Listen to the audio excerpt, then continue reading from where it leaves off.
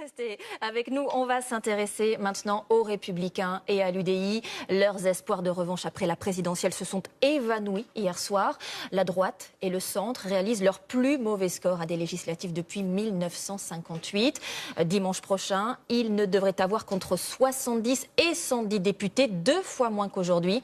Les résultats de plusieurs personnalités de droite avec Anaïs Barre et Stéphane Guillemot. C'est un lendemain d'élection difficile pour les Républicains. Presque aucune victoire au premier tour et des duels à venir loin d'être gagnés d'avance. Pour les ténors, l'heure est grave. C'est un Big Bang. Il y a tout à reconstruire. Ce matin, tout le monde s'accorde au moins sur un point. Il faut tout revoir. Il faudra repartir à la conquête des électeurs, c'est une réalité. Il faudra se remettre en cause. La vague est là, hein. Dire le contraire, c'est nier la réalité. La vague est là, on a perdu la présidentielle au premier tour.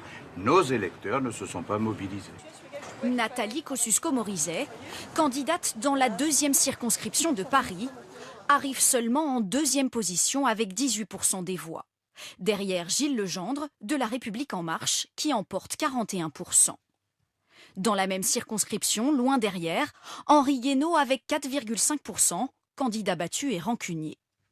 L'électorat qui a voté dans la 2e circonscription de Paris aujourd'hui est à mes yeux à vomir. À vomir, hein. Dans la 4e circonscription de l'Oise, Éric Woerth est en position délicate avec 27%, dépassé par Stéphanie Lozano, 34% pour La République En Marche. Christian Jacob, ancien patron des Républicains à l'Assemblée, obtient 32%. Il se retrouve devant Emmanuel Marcadet, LREM, 26%.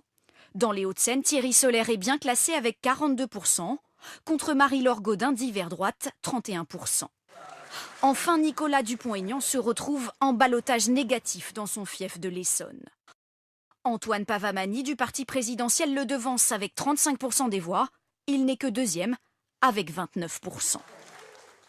Guillaume Daré, vous êtes devant le siège des Républicains à Paris. Dites-nous ce qu'attend, ce qu'espère le parti dimanche prochain.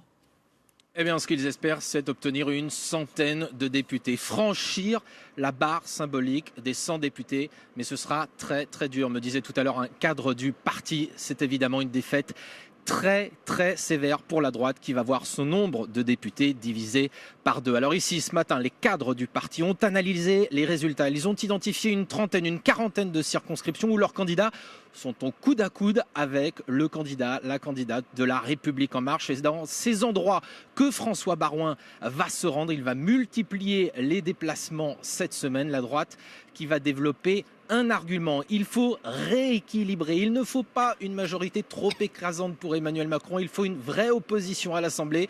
Pour l'instant, ces arguments n'ont pas vraiment porté. Quand on voit les résultats du premier tour, sachez que les Républicains aimeraient aussi qu'un débat soit organisé avec un responsable de La République En Marche. Merci Guillaume.